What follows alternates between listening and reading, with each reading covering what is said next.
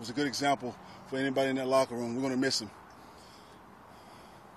Who's going to step into his role? Sam Tebby will step up, and he'll probably play more. What do you like about Sam? I know he's a rookie and he's young, but what have you seen the development like in the last couple months from Sam?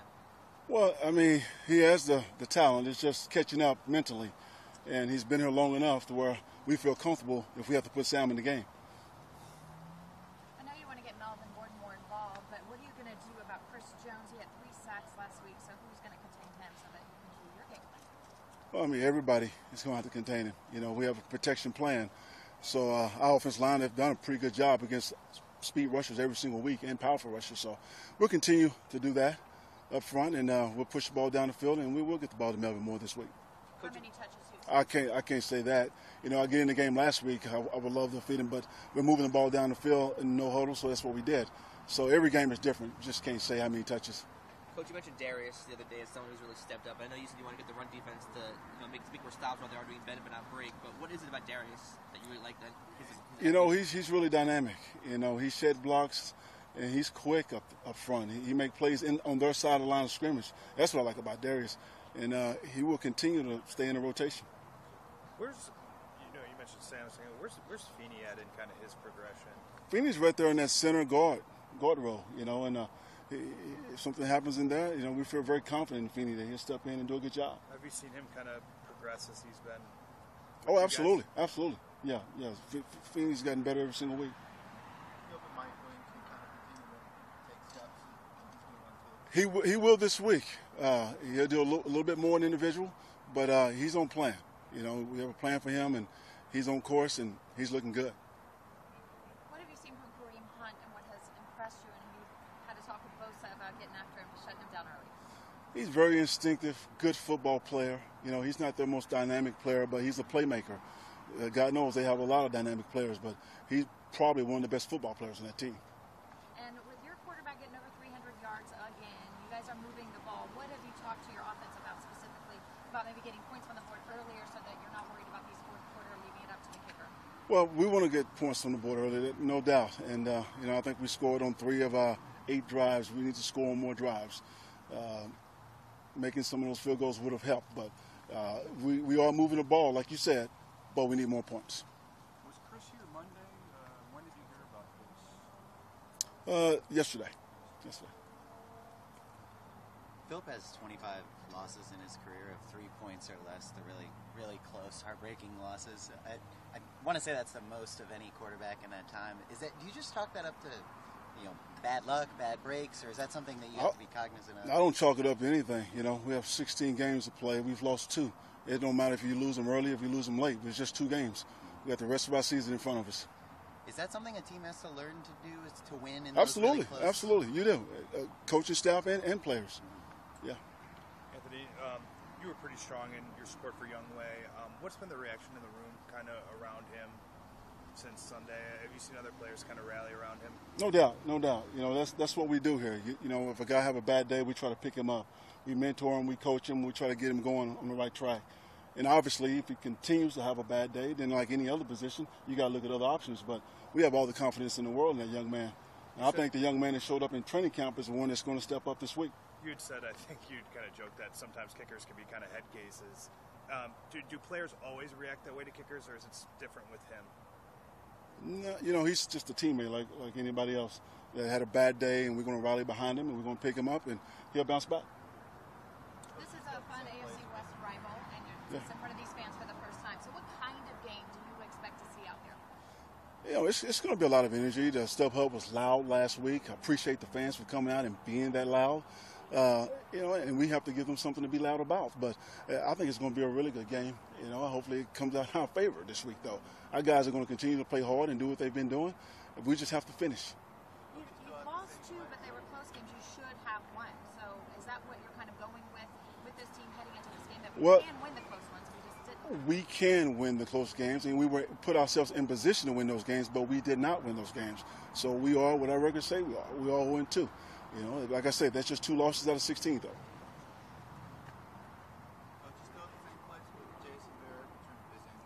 Nothing has changed with Jason. Same old. Yeah. What is it about what you've learned about Philip in the time you've had with him makes you trust him when it is that, last drive, you're within one score, that sort of situation? Well, he's a veteran quarterback. He's been there before. He knows his offense as good as anyone. He can get us in the right plays on the field and get the ball to the right players. He's proven. All right, thanks, Okay. Thank you, All right. Coach. Thank you.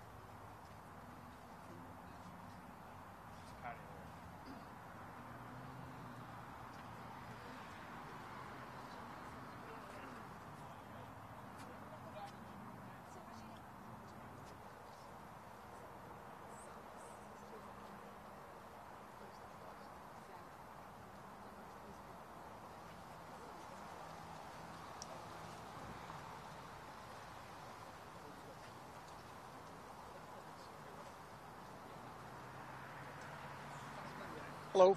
Hello, Coach. How are we doing today? Good. Coach, how's Russell played so far? He's done a good job for us. I think that, I'd like to say as advertised. He's done well in protection. He's been good in the run blocks. And he's been a good leader. I like what we've seen out of him. What has he added to the room, bringing a guy like that in? Well, I think anytime you see a player that has performed at the level that he's performed at and then has worked the way he's worked with us, and I mean taking a lot of reps and being involved with the guys, engaged with our players, that leadership quality, as well as playing well, it goes a long ways towards solidifying that group. The Dolphins' early plan was to stop the run last week. Did that surprise you, considering Philip's pedigree and also the potential passing game? I think the first time you play a team, the first game of the season, you never know what's going on. You just, because a lot of times they don't show what they're going to do in preseason, and no matter what you plan for, usually you see something different. So I don't think surprise is maybe the right word, but they've got a good front, and they tried to play to that strength. So we felt like we wanted to run the ball, and we had some plays that we ended up having success with, and that was working for us. So it kind of went that way. When was the last time you played Kansas City? Last game of the last year. You started Andre at running back. You really didn't have to full complement of playmakers. Now you do. How do you feel facing that game? Well, I mean, they're a good defense. Coach Reed is an outstanding coach, and Bob Sutton does a great job with those guys. And I think, a little bit, one of the values that their team has is that they've had some good players that have been together for a while. So their ability to do a lot of different things is challenging. They're good rushers. They play physical. They do a lot of different things. So I think knowing them, playing against them, you can kind of anticipate maybe some of the things that they're going to do, but it doesn't make it any easier. They're a good front. I'm glad that we have our guys this time. I'm glad that we've got some guys on offense right now that are playing pretty good for us. We were able to spread the ball around a little bit last week, so we got everybody involved. And it's going to be a tough matchup, but we're looking forward to it. With all of Alex Smith's weapons, with the Chiefs coming to town, they can put up a lot of points. Do you expect that Philip Rivers will need a 300-yard game again? And how do you think Melvin should get involved earlier? Well, I mean, I'd certainly take a 300-yard game from Philip. That would be great. We'd like to get Melvin involved. It didn't go that way last game, and a lot of times in last game we hit him in the swings. He got 7, I think, receptions and pretty significant yardage that way. So we attacked it another way, but there's no substitute for being able to have some success in the run game, and I think that we did that last year a little bit in both games, and hopefully we can do some of that in this game. Over the course of Philip's career, the Chargers have lost 25 games with 3 points or less. Is that a skill that, like, an offense or a team just in general can hone, or is that just you just chalk that up to bad breaks or that sort of stuff? Well, you can probably say a lot of things about what it is. You can only talk about what happened in the last game because that's the most recent. And one of the things that I thought was a good indicator for our offense was at the ends of both halves, we moved the ball down the field into a scoring position, and that's not always easy. And to be able to do that and put ourselves at the end of the game and with a chance to kick it to win it was good. Now, we've got to do a lot of things better than that. Our third down conversions have got to improve. That will help us as far as staying on the field a little bit more. It will help us hopefully in the run game, those kind of things. But, you can't we as an offense can't get tied up in the whole thing. All we can talk about is what, some of the things that we can control. being able to have success at the end of the half, I thought was a good thing for our guys. What's going on third down? That you're in third and medium, third and long, or you execute? Well, in the first game, we were in third and long a lot, and that was a function of that environment. It was tough in the first game. In this game, we had 8 third downs, and when you only have 8 third downs, you're doing a lot of really good things on first and second down. And then we had 3 penalties in those 8 tries, so you can't do that. That's what really hurt us the most was the penalties. And if you convert a couple of those third downs, it's a whole different story for us because of the way we were moving the football. So we've been a pretty good third down team around here, and obviously I think we've got to try to eliminate some of the third and longs, but it wasn't so much that in this last game. In the last game, it was really more self-inflicted wounds. We jumped off sides. We had a holding penalty. Both of those, I think, would have been – we were in a drive that I think we would have gotten more points on both of those, and, that makes it tough. How will the loss of Hairston impact the offense? Well, I mean, Chris it was a great example in the last game. He came in there and played really well for us after Joe went out. So when you have a guy like that, he has value for us. Plus, he actually has played some of the big tight end position for us when we've mixed that in there. But, that's what you have other guys for. And we'll figure out a rotation or a role for that. But, I feel badly for Chris because he's worked so hard and been so consistent for us when we needed him that, it's disappointing for him and for us when that happens. You have a lot of experience calling plays in the NFL. When you're as an NFL play caller, what would you say is the most difficult part about that role? Everything that you guys want to say about it afterwards. No, I'm just kidding. You know what? It's a challenge and it's a lot of fun, and we've got a lot of good guys here that make it much easier. So it's not a one-man thing; it's a team thing. So, I think a lot of times when you have things that you think are going to be good and they don't go the way you want them, getting to that next thing, that's always the challenge. But, that's also part of the fun. Coach mentioned that Sam Teddy will be called upon a little bit more as a swing tackle. What have you seen from Sam since he got here, and what do you like about his skill set?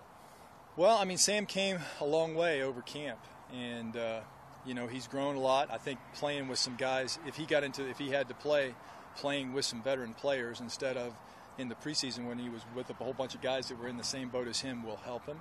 But there's no question from a physical talent standpoint that he has that, and that's his turn now, so he's got to be prepared for it. Is this a week that could be big for Hunter, just with Kansas City not having Eric Berry anymore? Well, for Hunter? Yeah. The week before against Denver wasn't a big week. Last week was a better week, so hopefully that's a trend as we go forward. I think a lot of times one of the things that I think that we've done well is we've been able to spread it around and get a lot of guys involved, and that keeps it from being able to take necessarily one guy away. Sometimes that's going to happen if they're going to double him up or take him out. Then we've got a lot of other guys. We got Keenan, we got Antonio, we got Tyrell, we got backs out of the backfield. All those kind of things hopefully can make you more versatile and harder to stop. Good. Thanks, guys.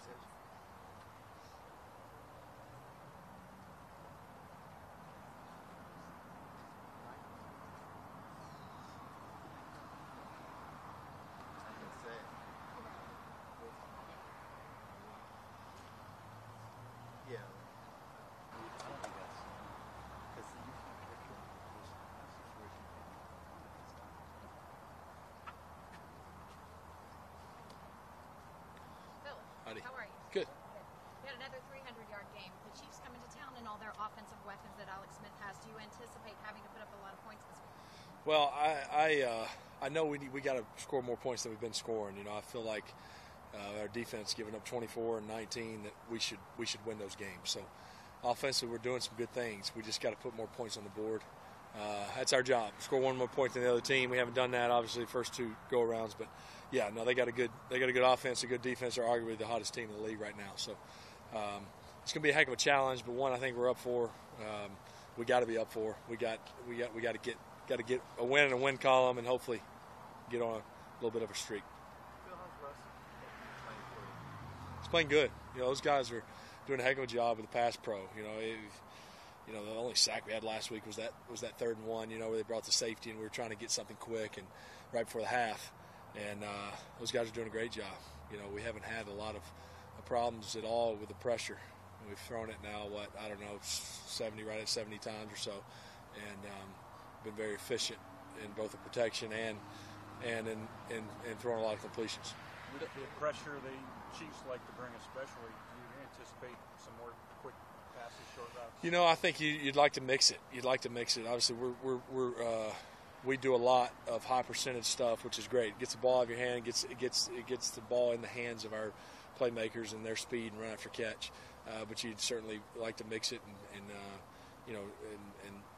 throw some intermediate stuff up the field, as we always have. So it's a good pass rush, and it's not so much that they're a super pressure team, but they rush 5 a lot, and then they rush 3 a lot. You know, they really mix that, dropping those guys and just making it hard for those quick passes, getting in the way of all those shallows and all those things. So Bob Sutton's a heck of a coordinator, and now he's been there for a handful of years. A lot of the same guys, some new guys, but they know it well, and he does a heck of a job with that system. His players know how to play it, and I think that's why you've seen them win 10-plus games now for a bunch of years in a row. Philip, I think Marcus Peters leads the league in interceptions since he came into the league, but as a quarterback facing him, what stands out to you about him? Well, he's obviously he's a super talented player. I think it's the corners that are smart, that maybe guess some, but they also understand what they're seeing. They recognize routes. They're willing to take some chances. Those are the ones that are the most dangerous.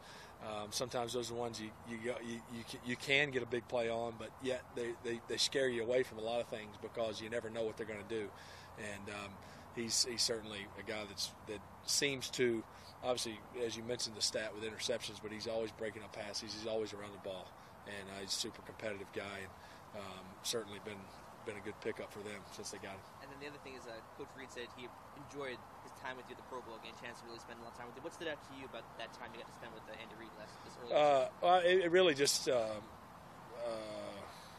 affirmed everything I'd already thought about him. Just first class in every way, just not as a coach, but as a guy and as a man. I mean, you could just tell he's just first class, and that whole staff and what they've done there, and getting to just be around them in a casual setting. We're not having to go against them and just talk ball and just in general. It was a good week. I enjoyed it as well. I've always had a great deal of respect for him, and he's done a heck of a job. Obviously, his time in Philly and in Kansas City both, and that was a good week, an enjoyable week. Last time you played this team, you were depleted in terms of playmakers on offense. This week you'll be up full strength, so Captain Keenan and guys like that. I think Melvin didn't play that game either last week. How does that change things? Yeah, well, hopefully, and obviously we were going about as good as you could go there for 3 quarters last year in the opener, but we were full strength then too, and we were going pretty good. I was about as good as a half and really 3 quarters, and we still left a few plays out there. And you're up 17 at their place with 10.5 minutes left to play. That's pretty positive. Obviously, we didn't get it done. So hopefully, huh? You take something from that? Well, I mean, I think it shows you what we can do. Again, that's all. But that you got to go do it. But if I'm them, I'm going, yeah, but you lost. Because that's what it comes down to. We've done a lot of good things in these first 2 weeks, but we haven't won. So at the end of the day, you have nothing to show for it. But at the same time, it gives you the confidence to know just hang in there and keep fighting and keep scratching and keep going. And surely we're going to start finding a way to be on the other end of those. And there's just too many. I know there's all the stats out there of how many percentage of teams that start 0-2 make this. I know all those things out there, but we have 14 games left, and I just know the years we've been on runs. We were 3-1 in 1 year and went to 3-2 and then won 11 in a row. We were what were we, the 13-3 year? We were 2-3, I think, and then won 11 in a row. And we were 5-5 the championship year that we went to the championship game and won 6 in a row. I mean, so it's all about when you got to win one game first. We all know that, but there's a lot of football left. So I think this team sees what we're capable of. We've showed it in spurts, and like I said, we haven't just been playing sloppy bad football. We didn't have a turnover last week. Our defense is holding teams to 19 points. Yes, there are a lot of areas to improve, but there's just so much good there that gives you the belief that we're going to get it turned around and going in the right direction. Do you feel like your years in the league have helped you gain that perspective that, hey, it's still early, don't panic yet? Yeah, I think so. I think both experience in the league and actually living living it out, being in these struggles and then finding your way out of them. We've also more recently been in these struggles and haven't found our way out of them. So I've been on both sides of it, but I think you just have to. We have a young team. These guys that come from these big colleges, if they start off 0-2, they're out of the playoff race. They're out of everything. So it's different. It's different here. We could go through a long list. I don't know about the 0-2 starts, but we could go a long list of teams that were just. You almost wrote them off at 3-5 or at 4-5, and then they ended up winning the Super Bowl those years. Giants, I think, Pittsburgh. There's a handful. So we got a lot of football left, and this team's hungry and got the right approach. There's no worry or concern. There's an urgency, but the guys still have a heck of a positive outlook. Philip, in your career, the Chargers have lost 25 games of 3 points by 3 points or less. Is that just bad luck? I mean, or do you look at that and think we can take something from this? We need to get better in those close situations? I don't know. I'd love to know the flip side of that. How many we've won by 3 points or less? I bet there's been a heck of a lot of those too. So, I mean, you look at it both ways. Obviously, it shows you. It's like my dad would say, close doesn't count, horseshoes and hand grenades, right? I mean, so I don't know that you. We're in a bunch of games. We know that, but that doesn't. Yeah, those are 25 losses that could have been wins. That's the way I look at them. So. I don't look at it as bad luck. We've just been in a lot of close games, and like I said, I think there's a flip side to that stat that we've won a lot of games by 3 points or less. Just more recently, we've been on the other end. Is this as competitive as you've seen the division? As competitive and maybe just as good as it's been in a long time. Competitive is a fair word. I think too. I don't know when the last time, and I know it doesn't mean anything, but all these power rankings and stuff had 3 teams in the AFC West that are up there that high. You could argue for any of them to be arguably being the best team in the league right now. So it's as good as I can remember it in some time. We just got to hold up our end now to keep it, get some wins on our side, so we truly can speak as if we're one of the best in the division. You've had quite a few play callers in your career.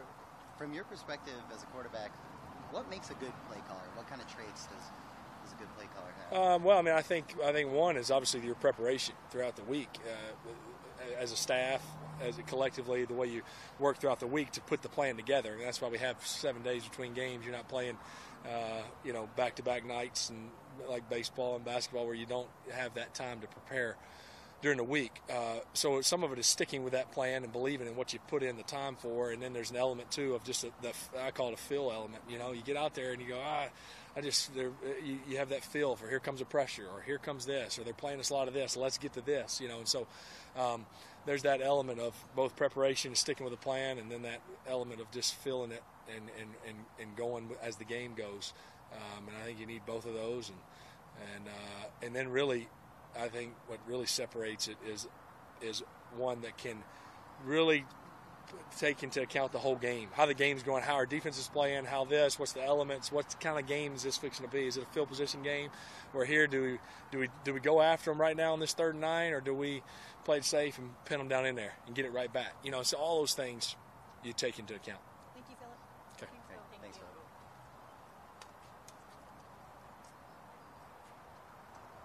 No one else here, right?